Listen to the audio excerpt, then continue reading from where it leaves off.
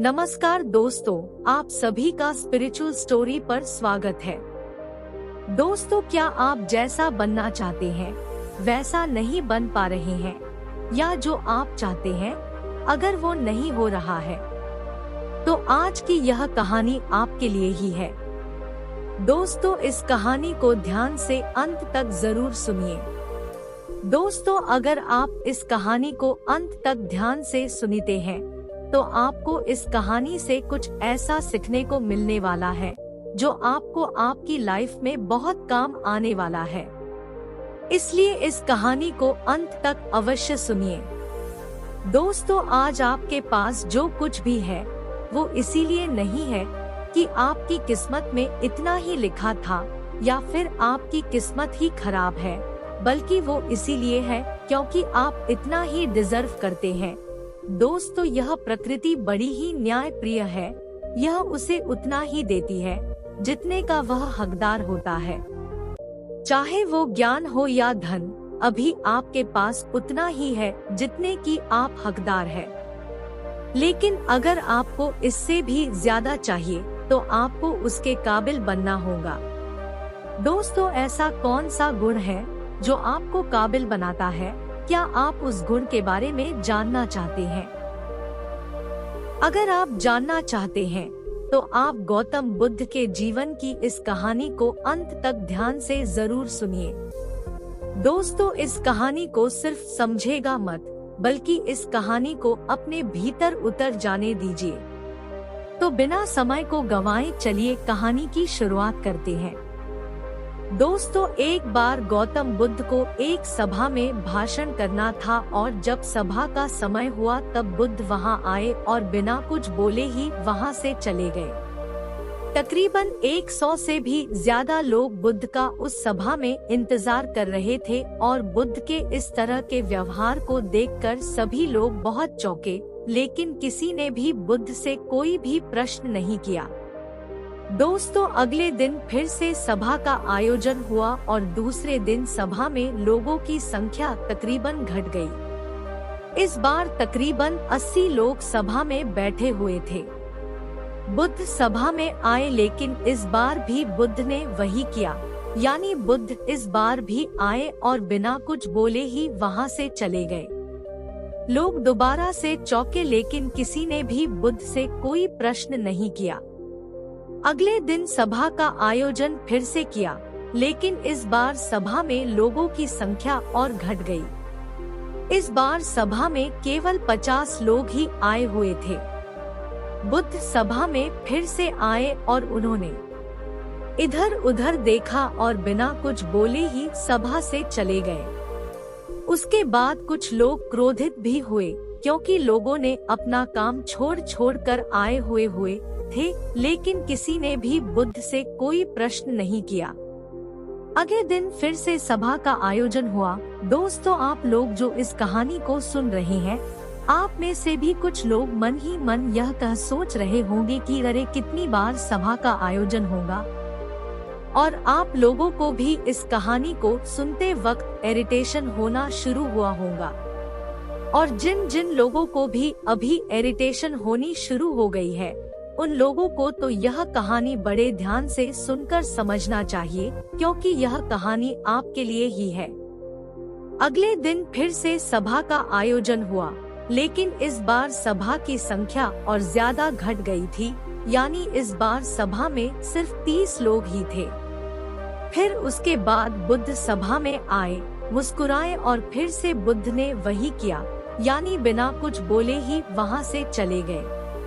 इस बार भी लोग बहुत क्रोधित हुए और इस बार लोगों ने पीछे से कुछ कहा भी और बड़बड़ाए भी, लेकिन बुद्ध ने उनके किसी भी प्रश्न का उत्तर नहीं दिया। दोस्तों, अगले दिन फिर से सभा का आयोजन हुआ और इस बार लोगों की संख्या बहुत ज्यादा घट गई थी, यानी इस बार सभा में कुल मिलाकर 15 लोग ही आए हुए थे। इस बार भी बुद्ध सभा में आए, लेकिन इस बार बुद्ध अपना आसन ग्रहण कर लेते हैं।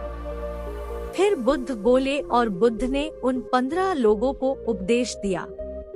और वे 15 लोग ही बुद्ध के भिक्षु बन गए और आगे चलकर उन 15 लोगों ने ही बुद्ध के ज्ञान को अलग अलग दिशाओं में फैला दिया।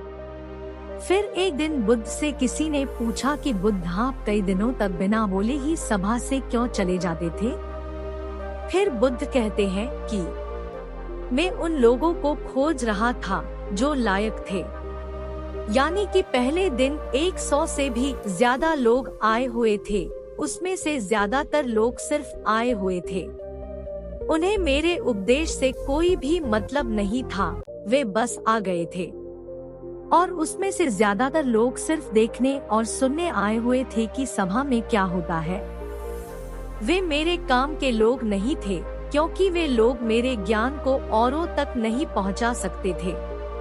मुझे तो उन लोगों की खोज थी जो मेरे ज्ञान को जन जन तक पहुंचा सके। कई दिनों तक सभा से बिना बोले ही मैं इसीलिए चला गया, क्योंकि मैं यह देखना चाहता था कि वे कौन लोग हैं जिनके भीतर वास्तव में प्यास है। जिन लोगों के भीतर में वास्तव में प्यास थी, वे लोग अंत तक जरूर रुके। और जो लोग बस ऐसे ही आ गए थे, वे लोग पहले या दूसरे दिन ही चले गए। जिनके भीतर धैर्य था उन्हें मुक्ति का मार्ग भी मिला, और जो लोग जल्दबाजी में थे, वे लोग अब घर में बैठे हुए हैं। सवाल यह नहीं है कि मैं तुम्हें क्या दे सकता हूँ, बल्कि सवाल यह है कि तुम क्या ले सकते हो। तुम्हारा पात्र कितना बड़ा है और कितने के तुम हकदार हो। जितने के तुम हकदार हो उससे ज्यादा तुम्हें नहीं मिलेगा। फिर वह व्यक्ति बुद्ध से पूछता है कि बुद्ध लायक कैसे बने? फिर बुद्ध कहते हैं कि धैर्य के द्वारा जिस व्यक्ति के अंदर धैर्य है, वह अपने जीवन में कुछ भी पा सकता है। सभा में जितने भी लोग आए हुए थे और उसमें से अंत तक वही रुके जिनके अंदर धैर्य था। चाहे तुम्हारे जीवन में तुम्हारा लक्ष्य जो कुछ भी हो, लेकिन तुम बिना धैर्य के सफलता के चरम तक नहीं पहुंच सकते। फिर वह व्यक्ति बुद्ध से पूछता है कि कोई व्यक्ति अपने भीतर के धैर्य को कैसे बढ़ाए? बुद्ध कहते हैं कि निरंतर अभ्यास के द्वारा हम अपने भीतर के धैर्य को बढ़ा सकते हैं। जैसे कोई व्यक्ति जब ध्यान करना शुरू कर देता है, तो उसका मन उसके सामने कई सारे अड़चने लाता है, लेकिन उसका धैर्य उसे एक दिन उसके लक्ष्य तक जरूर पहुंचा देता है। फिर वह व्यक्ति बुद्ध से कहता है कि मैं समझ गया, बुद्ध में समझ गया। यानी मुझे धैर्य के साथ निरंतर अभ्यास करने की आवश्यकता है। दोस्तों, अब आपको समझ आ गया कि आपके पास वो क्यों नहीं है जो आप पाना चाहते हैं, क्योंकि आप उसके लायक नहीं हैं। आप लायक तभी बनेंगे जब आप अपने भीतर धैर्य को बढ़ाएंगे। और धैर्य कैसे बढ़ेगा? धैर्य बढ़ेगा निरंतर अभ्यास के द्वारा। और अभ्यास कौन करेगा? अभ्यास करेंगे आप, तो फिर करते क्यों नहीं? दोस्तों, खुद से ईमानदारी के साथ एक प्रश्न जरूर पूछे कि जो आप भविष्य में बनना चाहते हैं, उसके लिए क्या आप धैर्य के साथ कर्म कर रहे हैं? दोस्तों, अगर उसका उत्तर नहीं है, तो अपनी असफलता के लिए जिम्मेदार आप खुद होंगे। दोस्तों, आज की यह गौतम बुद्ध की शिक्षाप्रद कहानी आपको पसंद आई होंगी तो नीचे कमेंट बॉक्स में कमेंट जरूर करें, और उसके साथ ही इस कहानी को अपने दोस्तों के साथ शेयर करना न भूलें। धन्यवाद।